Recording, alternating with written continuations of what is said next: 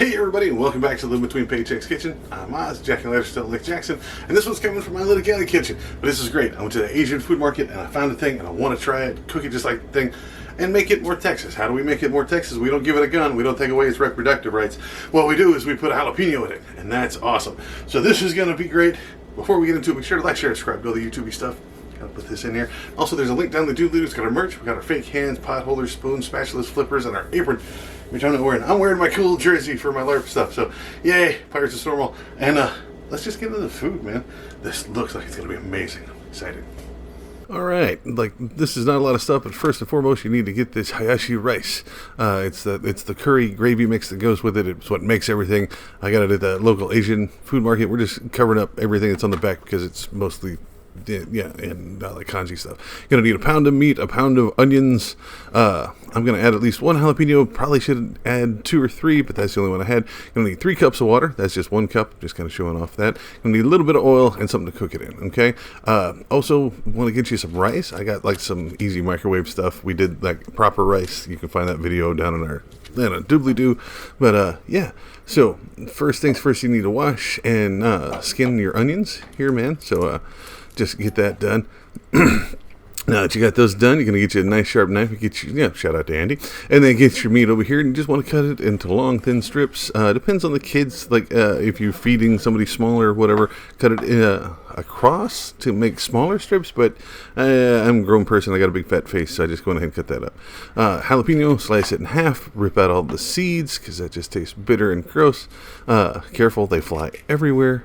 Just get those out, get rid of those, and then we're going to cut those into strips as well. I looked out on this one, and most of the seeds just fell out. But long ways, strips, easy enough. Again, the jalapeno is optional. Like, it's not mandatory. You can use any kind of chili oil or anything if you want to make it spicy. But this, I was just trying to make a little bit of a Texas flair, so it's not just a straight recipe off the box. Onion, same thing. Turn it sideways. You're going to cut it in half. And just a big rings this way.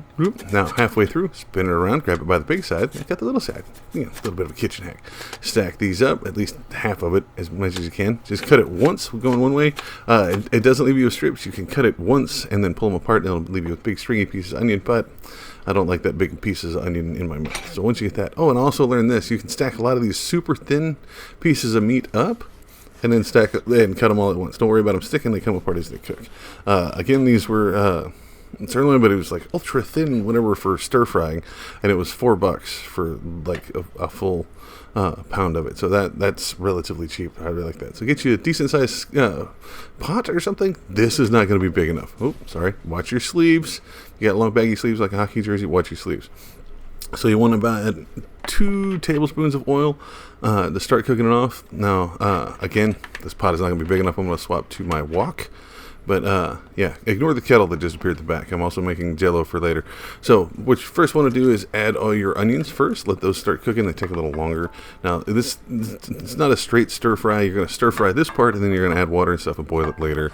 But I always like cooking my onions a little before everything else. A, they take a little longer, and B, it makes everything very aromatic. So like I said, I swapped to my wok. It was just way too big with the 1 pound of each.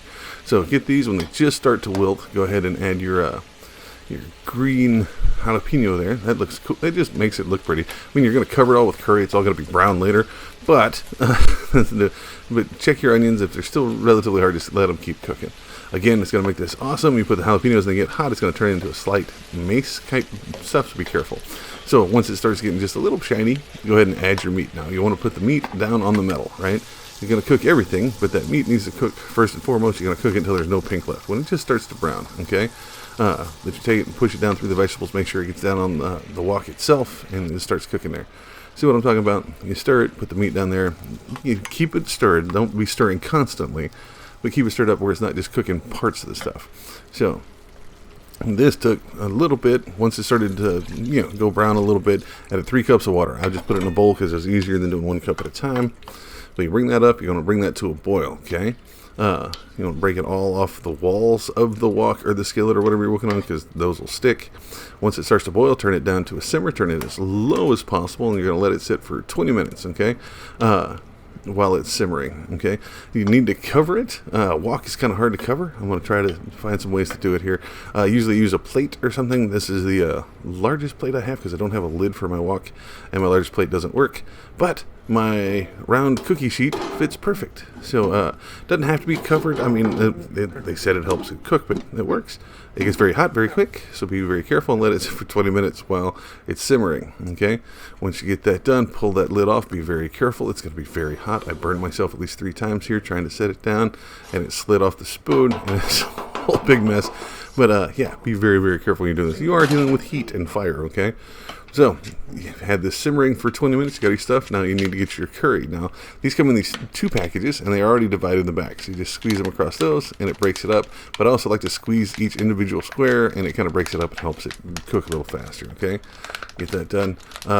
I'd love to get all this stuff to make original curry, but I looked up what goes into it, and that just does not fit in a budget. So this pre-mixed stuff works so much better. So just go ahead and throw those in there. You're going to do both sets that came in the box, right? They came in, so you can do like half or whatever. Always go back, take a spoon, and get big chunks of it stuck to it, and scrape that off. But yeah, just put that curry directly in there and then stir it. And give it another 5 minutes to simmer with this stuff in it, stirring it pretty regularly, not constantly, but regularly. And I was really worried because I was like, that's very soupy curry, man. But it thickens up a lot. It turns very thick and it looks amazing. It tastes great right across the rice, right?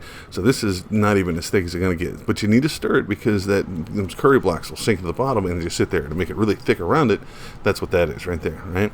And you need to go ahead and stir that around, make sure it gets all broken down and stirred up, and it thickens all of it. And it's, again, this is going to smell amazing. I didn't add any extra seasoning while I was cooking. You might want to do a little salt when you're done if you're an American addict of salt like my father. But it's super easy. Like, turn off the heat after you got it down and thick for 5 minutes. Now put the rice at the bottom of the bowl. Again, how to prep that, we put that somewhere else. And I use a little furikake. I don't know if I'm pronouncing that right, but just the wasabi seasoning stuff goes on my rice. Put this right on top of it, and man, this is so good. Again, even adding the rice and furikake stuff in it, it is well below our budget. It tastes so good. But yeah, put this on here. It serves quite a few people. Like I said, it's a pound of onion, pound of meat, whatever. So this works great. Apparently it works really, really well for food prep, because as long as you keep it in a container and keep it refrigerated, it'll last for a week, right? So that's great for meal prep. Well under our budget. The only thing you really got to worry about is the meat, because everything seems to be going through the roof, and we're worrying about that ourselves. We can't do anything with eggs right now. So yeah, if you do this one differently, man, you got to let us know. But give this one a try. And there you have it, folks. Looks amazing, right?